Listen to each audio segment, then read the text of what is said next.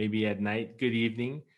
I promise I've already gotten a lot better at delivering this presentation by then. And I don't know, I wanted to say something about if it popped up and there's some annoying ads in there, that's not my doing. All right, well, back to it. My name is Joseph Bia. Yate, Shea Joseph Bia Yunisha, Betatin in Schlen Tudijini Bashashin, Nakidene the Shichain Glacier the Chanela. So let me pull up my deck here. All right, let's start right at the beginning. Awesome. Thank you all for being a part of this on a Friday morning, learning about the IRC. This is great.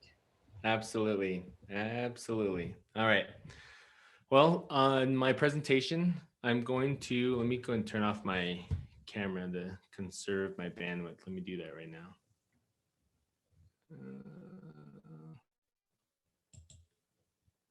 Where is it at? Hold on one moment. Okay.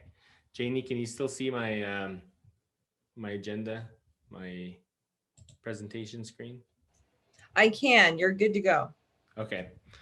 All right. So I'm going to go ahead and share some information about what the Independent Redistricting Commission is, the IRC. Then I'm going to go over how that redistricting process is followed by the IRC. And then we'll talk a little bit about why and how Democrats, voters can get involved with redistricting. Oh, sorry. That was supposed to be up. All right. So the first step is, what is the IRC?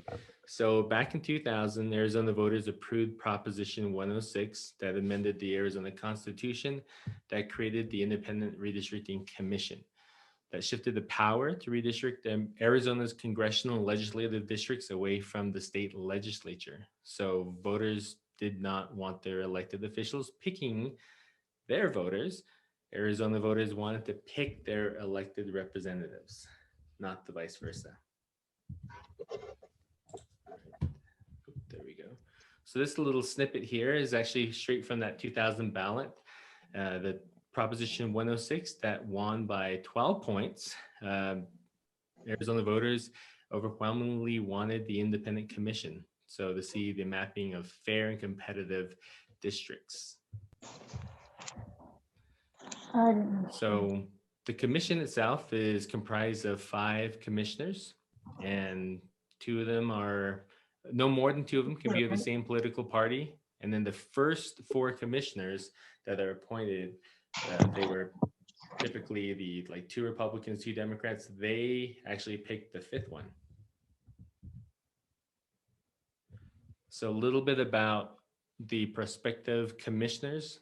They need to be an Arizona voter, and they had to have been on the same political party for at least 3 years leading up to that appointment. The prospective commissioners cannot be elected for other political or public office positions leading up to that 3 years prior, and that excludes some things like school board members. But they also cannot have served as a political party officer leading up to that 3 years prior.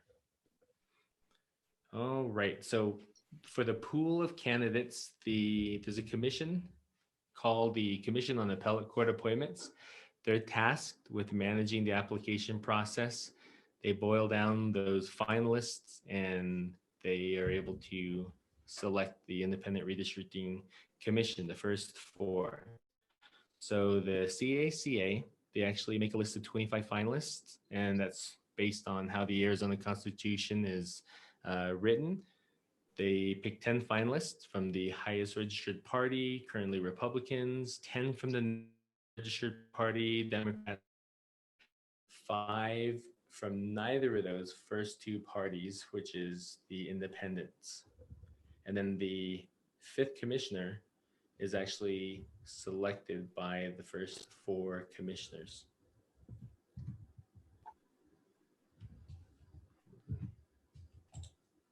There we go. So all the redistricting is actually done both with census data. So last year, the did the last census count was conducted. That started back in March. And in any normal year, the deadline for the Census Bureau to deliver the apportionment count, which is the number of congressional districts that each state receives, that normally is completed on December 31st. But we've had the pandemic and other problems that have impacted the census count. So somebody who's actually following that, well, the census data, the census information, that's really kind of complex information and how that data is released and interpreted. I'm not an expert on that, but if you're interested in following the developments on the census, there's an NPR reporter, Hansi Lo Wang, that's been reporting and following that census for a long time. I'll make sure I drop his Twitter information in the chat. So something that we're going to hear a lot about with redistricting is the word gerrymandering. Some of the other synonyms that I Google searched off the internet for gerrymandering were pedophagy, legal chicanery. So gerrymandering, that's a form of cheating in all redistricting process. It's where the drawing of lines are done in a way to where a certain political party gains some unfair advantage. And the whole process of redistricting, gerrymandering process, it's actually not required. So when we do redistricting, we start with a clean slate of the state. So that process does not take the old current districts into consideration. The next step, the commission divides the state into a grid of compact, equally populated districts. For the legislative map, that's comprised of 30 compact, equally populated districts. For the congressional map, we have 9 right now. It looks like that might be 10 here real soon with the release of the census data. Those would be the 9 equally populated districts that we currently have. So the final steps are the commission adjusts the grid to accommodate all of the state constitutional criteria, which are A, the maps must comply with the U.S. Constitution, Voting Rights Act. B, the district of equal population to the extent practical, or they got to be equal or pretty close to equal populations. The first 2, A and B, those are federal mandates. And then the districts are compact and contiguous, which means Arizona, we don't have any really weird looking shaped district that looks like ducks, snakes, salamanders, things like that. D, the districts respect communities of interest. This is very vague, but there's no set definition for what's considered a community of interest. So essentially a community defined by some geographic boundary or has other shared interests. One good example is Arizona's 22 tribal nations. In many cases, it's up to the community themselves to make a case and why they should keep their region intact for that district. So E, district lines use visible geographic features such as cities, towns, county boundaries, and undivided census tracts where they're practical. F, we want to create competitive districts. Where they do so would create no significant detriment to other goals. All right, so here's the little condensed version of what those steps look like. And that final map, that was passed by the IRC back in January 2012, and that's been our only congressional map for this past decade.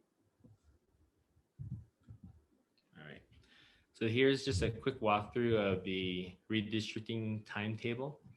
So in 2020, July 13th, applications were open. Those application deadlines closed in August.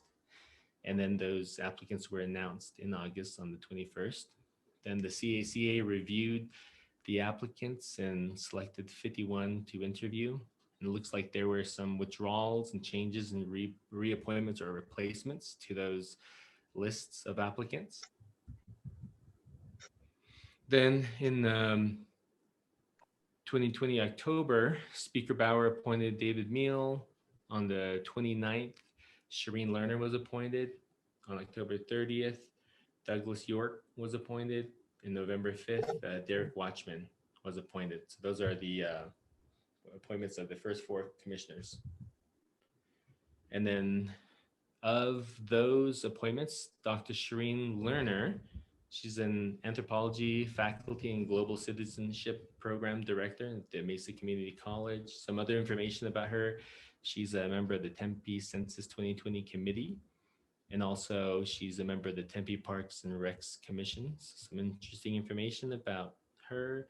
Derek Watchman, he's actually the president owner of Sage Brush Hill Group LLC, also board and chair of the National Center for American Indian Enterprise Development, and a former CEO, CFO of Nation Gaming Enterprise.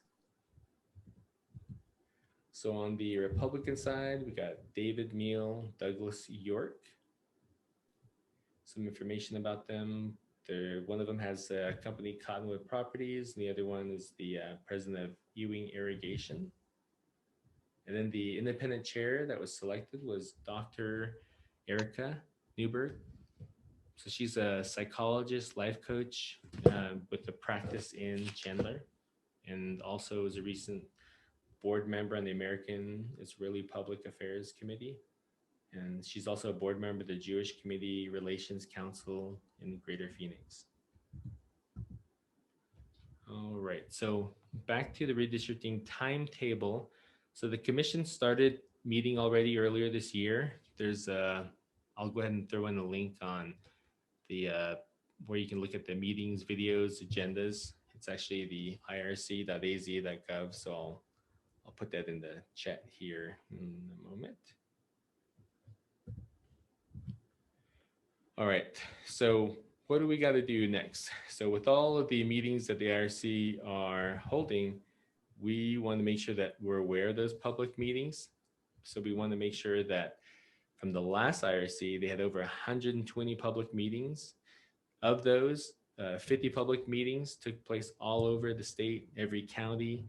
They were even live streaming, and now technology has came a long ways in the last 10 years. We can go on to the IRC website, we can listen to those public meetings. And in the recent meetings, the IRC has started staff. They received a budget from the state. They've requested a budget. So they're working on getting their staff hired so we can listen to those meetings, put in our input, and learn about those decisions that are being made. And again, we want to make sure that the whole process is competitive and it is public. And at some point, once the IRC has enough staff, they're going to start the process to begin the mapping process. Now, the mapping for Arizona doesn't have any formal deadlines. And right now there's no deadline, but they plan on having a plan in place by spring 2022. So the redistricting process, at the county levels, counties are going to be redrawing lines for their respective supervisor districts, as well as their constable districts, voting precincts, and any special districts during that same period of time, with state statutes requiring that new lines be implemented by December 1st, 2021. So for counties, the decision makers on those new lines are the members of the Board of Supervisors with their administrative support.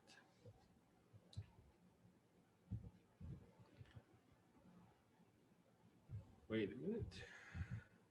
Okay, I'm sorry. I was supposed to have this up. All right, now we want to get involved with the process that I'm talking about. So we want to make sure that the state county redistricting does not affect existing boundaries for cities, towns, school districts. And we want to make sure that the cities, towns, school districts, which are divided into wards and districts, will be redistricted by their boards. And now let's just talk a little bit about why it's important that we be more involved. Now, public participation is a real big reason why we have the IRC in the first place. And I kind of like these quotes. So from Jen Napolitano, this initiative is a fair to all Arizonans because it opens up the system to public scrutiny. It eliminates conflicts of interest by making the process of redistricting out of incumbents' hands. And it just might encourage more people to run for public office. So again, it's going to be a fair process. You know, we have a big sway in putting input into these public meetings, and we want to make sure that we fulfill the process of the IRC by being engaged, the public knowing about these meetings, and putting and sharing their input. So of the last cycle, well, members of the public, you know, can provide comments and testimony when the drafts of the maps are being created. In the last cycle from 2011, there were 53 public hearings that were held around the state, and more than 3,500 Arizonans signed in to speak. And one of the other big reasons, you know, Republicans are really vocal. They really show up in numbers to a lot of these IRC meetings, and they use their disruption techniques and distractions to bully the commission into redrawing Republican gerrymandered maps. And thankfully that's failed, but we can agree that this movement has not become more reasonable in the last decade. So we need to make sure that voters, you know, show up, Democrats show up so that they can be counted. And we need to be well organized in big numbers to provide, you know, our testimonies to ensure that, you know, we voice our opinions to support those fair, competitive maps. Some nice data here. So the IRC for Arizona, a lot of panelists and experts, statistics have ranked Arizona among one of the highest fairly rated maps across the United States. So, you know, that says a lot because a lot of other states, you know, might, you know, not have maps that are drawn to have really fair outcomes. All right, so what can we do? The next steps, you know, we want to make sure that we're contacting our district liaisons. We want to follow the IRC at the irc.az.gov. And there's even some info sessions that, you know, we can share with the public that they can, you know, join and learn a little bit more. So that is my presentation. So we can go to some Q&A. Let me do this here. Let me get out of the sharing of the screen, and I'm gonna kind of cut and paste some information into the chat right now. So let me turn it back over to you. Sure. No, that's wonderful. Thank you, Joe. And if we have questions, for those of you that can find the little hand in the chat, go ahead and raise your hand. And if you're having problems, no worries, just shout out your name and we can get to you if you have any particular questions. Oh, I also see that we have Ephraim here. Great. Thank you for joining us. Infante, are you available, Ephraim, right now to say a few words? Yeah, did you want me to go after Joe had his Q&A? Yeah, that's what I would make sure. So after Joe has a Q&A, we'd like to have you on. Cool. So for others who have some Q&A right now for Joe, we'll go there. Thank you for joining us, Ephraim.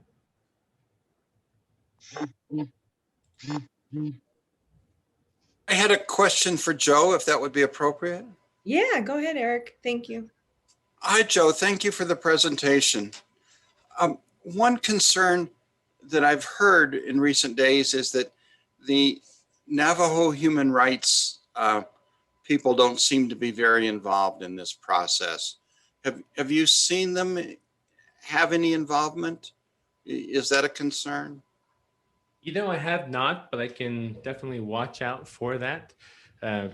Let's do this. I'm in the process of putting some of the information into the chat right now, but if you can send me that question, I definitely want to look into that. I don't have an answer for that right now, but I can definitely dig into it and follow up with you on that and share that with you. Sure. Senator Peshlikai raised this with me, and we've invited them to a meeting, but they haven't acknowledged our invite. So I am a little worried about them, but thank you. I appreciate that. I'm definitely learning a lot more. So I definitely want to make sure that, I'm keeping my ear out for this. And I just shared the Twitter following for Hansila Wang in the chat session. And then I'll put a couple other links in there that I've been looking at with the IRC. Okay. We have a question from Waylon Hunga. How many voters in CD1? Same question for LD7, Gemasita's district. Now, I don't have the big numbers on that. Eric, do you have anything in particular on those? I don't. I know that LD7 is somewhat smaller than some of the other districts, and that is purposely to keep the Native American representation in LD7, but I don't have the numbers right now. Right. Okay. Thank you. I hope that helps, Waylon. We'll try to get some more info for you on that too. Good question. Any other questions from folks? So just to recap for me, Joe, when we're wanting to get this information out to our residents in our counties, the main thing is to have them be involved in the process, correct? Is to have them be vocal about, and I would actually say maybe about what specifically, because I've only tuned into one and they were doing a lot of the hiring for the lawyers at the time, and it was only for a short spell. But I also know that we did receive some guidance from another volunteer of ours that was asking people to provide comments on specific things. Now, can you give some maybe background as to what other topics they're going to be talking about that they're going to need info from our communities on? Okay, great. Thank you for that question, Janie. One of the recent on the deck when it was created and I was going over it originally, the IRC had not selected their legal representation, and just recently, I think it was on the 13th. We can go to the IRC website, but they had their meeting and they were able to finalize their selection of some legal representation. And I believe on that meeting, they had over 60 public comment feedback comments, and they were able to select a legal representation, like one Republican legal representative and another group that was from the Democratic Party. So they're in the transition of switching over to legal counsel. And in the upcoming, I think recently in also in that recent public meeting, they were also filling their staff so that way they can start the process of working on their duties. And they were also talking about their budget, getting money from the state so that way they can have their staff hired. And again, we want to make sure that the public input is there. We want to make sure that the selections on who they're selecting, are it's balanced and fair. We want to make sure that there's good representation and the people that they're picking have a good track record. And that's where the public is able to provide input and feedback for that to give to the commission. And again, the commission, they're trying to be as independent with their selection process, so that way we could have fair maps, and that's important. And I'm still learning a lot about this too, so I'm following a lot of the developments.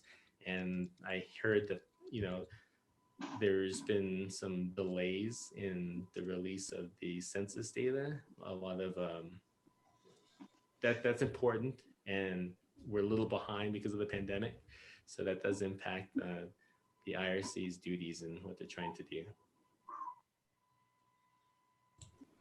Thanks. I was just, I'm also learning. I think a lot of us are learning along with you. And I think that going forward, when we tune into these hearings, and I'll take guidance from our friends who help us, whether from the party or from other groups to you know, ask us what to listen in for.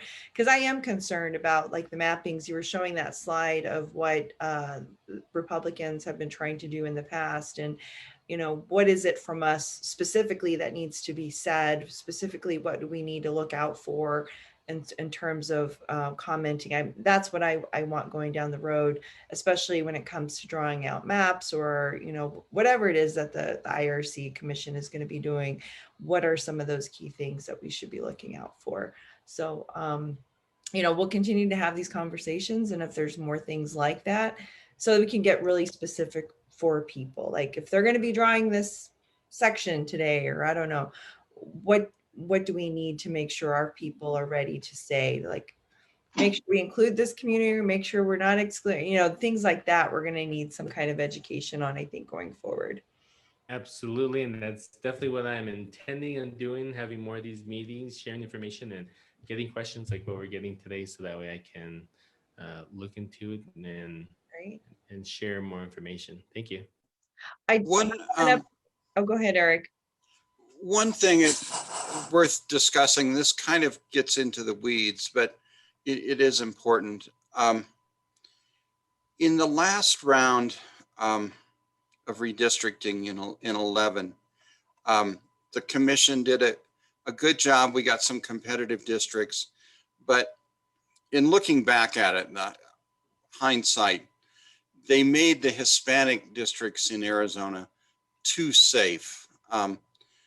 In a way, it's nice to have safe districts for your ethnic minorities, but in another way, it kind of ghettoizes them and reduces their overall power if they're all stuck in some districts.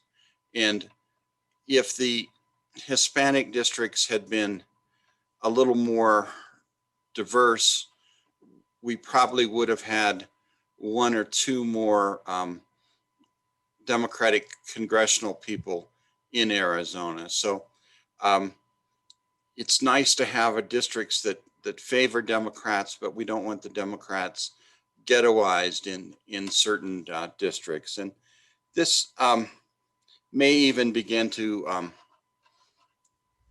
fall into the Native American space. We do want to keep the voting power of the Native Americans together, but we don't want to do that to the extent that we make too many safe Republican districts by excluding the Native Americans. So it's a difficult balance. Thank you, Eric. And that's kind of where that's great to kind of put into definition what the IRC does and how it will impact our voting powers, or impact a lot of the organizing and mobilizing efforts that we've been working on for many years. And will it be for the better? Will it be balanced? Will it be, where is that going to sit? And I think only, I guess, tuning in and being a part of these hearings will be able to understand that more. I'm really concerned about the census as well. I think many people are, because it was just so challenging last year, and we all saw what happened in a lot of our communities, especially those that are Black, Brown, Indigenous communities, where we just weren't able to get to the people we did. And what is that going to look like when it comes to impacting these districts and the mapping of it? So, okay. Do we have any other questions or concerns or comments for Joe? All right.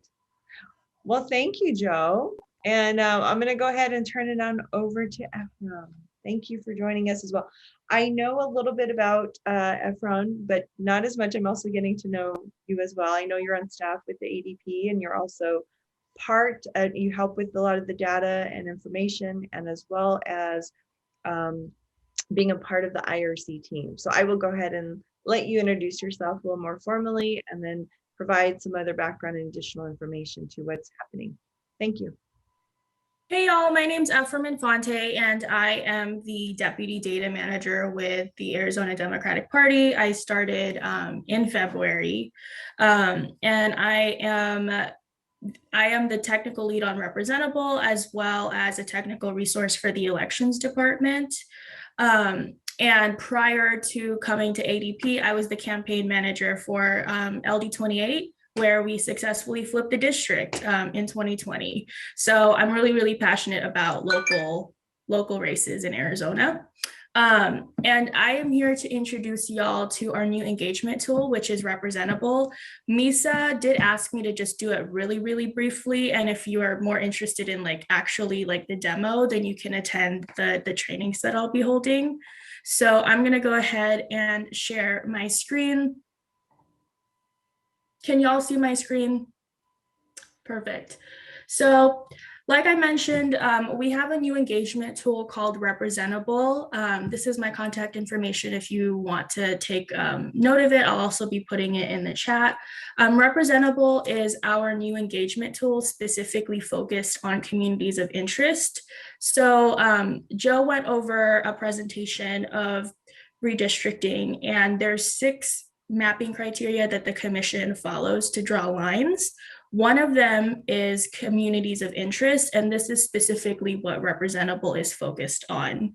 So what the tool allows you to do is it allows you to make a compelling case for your community, and you do this by producing a map image that you can then refer to and submit for the testimony process. Like Joe mentioned, the commission does hold public hearings. So this allows you to prepare material that you can then present in the testimony process. So Representable is really important because at the end of the day, we know that y'all are experts in your communities, and therefore you all would know best and can write about it. So that's why we're presenting this tool as a tool that you all can use to advocate for your different communities of interest throughout the state of Arizona. So I am here because I will be hosting trainings in terms of Representable twice a month. And so if you are interested in using the tool, I'll be going over it and teaching folks what buttons to pick and how to map and how to write a compelling story. I'll be going over all of that during my Representable trainings. I'm going to be starting them at the end of April and then hosting them twice a month. So if you're interested in learning about the Representable tool, I will be dropping the link to the trainings so you can go ahead and sign up. And just a little preview of what it kind of looks like is this is an example of what it could look like. So as for example, what I did was I mapped out West Mesa because I live really close to West Mesa, and this is my community in West Mesa that has a huge population of Asian Americans in the state. I mapped that out, and then I also wrote really important details in my story to back that up. And let's just say next year, the commission is in West Mesa, I can then present this for the testimony process. So if anybody is interested in learning more about this tool, I'm going to be dropping the training links as well as my contact information. Thank you. That's a very cool tool. And this is just specifically for the IRC process, or is this for other things as well? So the cool part about Representable is the map that you make and the map and the story that you make, you can present it to the commission for the testimony process, but you can also use it at the county level. So we know that lines are being drawn at the county level as well as the JP level, all of that. You can actually present the map there as well. So that's why it's a really useful tool. It's for individual use. We're not submitting any of these maps. We're offering it to folks so that if they want to provide testimony, they have a map that they can provide and a really compelling story to go along with it. That's really Ephraim, thank you for joining us today and for showing us the tool. One area that I think we're going to run into on the reservations is that many of the voters there did not have geocoded addresses. And so is there a workaround that we can create maps for them? How would we do that? Yeah, so I'm going around and I'm talking with the caucuses as well. So I'll be working with the Native American caucus as well as all of the LD and county structure that we have here. And we're basically presenting it so that the way that the mapping works, it's done by census block groups. So we're not asking folks to complete an entire map of their district, just highlighting important parts. So there might be some areas that may not necessarily be geocoded, but it's done in census block groups. So if you know the general area that applies to a community, you can go ahead and draw that out. I go more in depth with my trainings on like what to click and stuff like that. Oh, so I'm not very familiar with census block groups, but for example, Kayenta would be a census block group. Yeah, Misa and I went through it, and like we even looked at Kayenta and the areas around Kayenta as well. So, and it's done, the technology is done using census block groups. So that's the way that it's done. So even if somebody doesn't have a voting address, as long as it falls into, it uses Mapbox, which is very similar to like the Google interface. It's like a Photoshop for Google Maps. So even if like somebody may not have a voting address, if you live in like an area, like a city or like a zip code, it should pick that up. Oh, great. Thank you. Yes. All right. We'll also make sure to share the link and a follow-up email with everybody. So if you want to sign up for the training, which I know I will, this looks like a great way to learn about mapping and how we can have direct input in the public hearings and sharing stories. All right. And then we got also contact information that we'll include. And for those of you that can't see the chat, like I said, we'll make sure to include this in a follow-up email. And we can also post on social if needed. Do we have any other questions from folks? Great. We do have a follow-up. Eric found a question for Waylon, just so that we all know it's good info. For LD7, there are about 133,805 registered voters. So that's a good number to know. Okay. Well, I think if no one else has any questions or comments, we can go. We're under time. That's great. We got like 5 minutes under. All right. Thank you, Jane. Anything else, Eric? All right. Well, we hope that you got at least some information to help guide you in this process. And thank you, Joe and Ephraim. I know we'll be doing more because a lot of this, like I said, is new for a lot of folks who haven't been a part of the process before. And so just even getting the big picture and then trying to understand how it's going to impact our communities and our rural areas and our county is going to be a little bit more in depth. And I'm interested in learning about your stories. If it's just going to be stories about like how our community gathers or where the predominant folks are, I don't know what we'll be sharing in these mapping stories, but I think that will be really good to know. So, all right, well, stay tuned. Some of our closing remarks that we had from Missa and notes is just be aware that our next Cafe 7, we are thinking about having more of a volunteer open house session because we're getting some folks that do need a little more guidance. They're like, well, what should I be doing right now? So we have a whole list of things that we are doing this month and going forward to prepare for 22 elections. And part of that is our learning about the IRC, but also learning about what's happening in the state legislature with these voting measures that are making it harder for our communities to vote. And then we're also looking at just general support for Indigenous organizers so that we can grow our teams, and not just Indigenous organizers, but volunteers and our other team members in rural areas that we need to, collectively build together.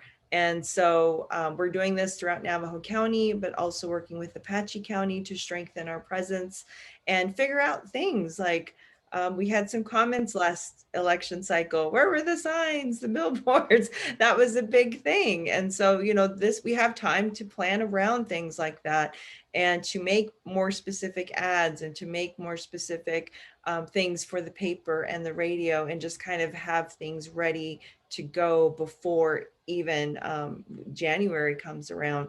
But really, also getting our folks trained on the ground and what to expect. And so these are some of the fun things that we're working on. Again, we have our fundraiser that will be launched next week, and the fundraiser is going back into our programs through the Northeast Arizona Native Democrats. And those are some of the big highlights. Also, we have some volunteers that have been working diligently on letters to the editor that are talking about the American Rescue Plan, as well as the American Jobs Plan, and how that's specifically impacting rural and tribal communities. So that's very cool. Thank you again. Shout out to John Watts. We have one from Peterson Zaw coming up. And then we also had Missa write one. And for those of you that are interested, that of course is always still open, because we need to make sure our residents know that Democrats are working for them, and that these policies, because of their vote, are happening and are being put into place. So those are just a few things.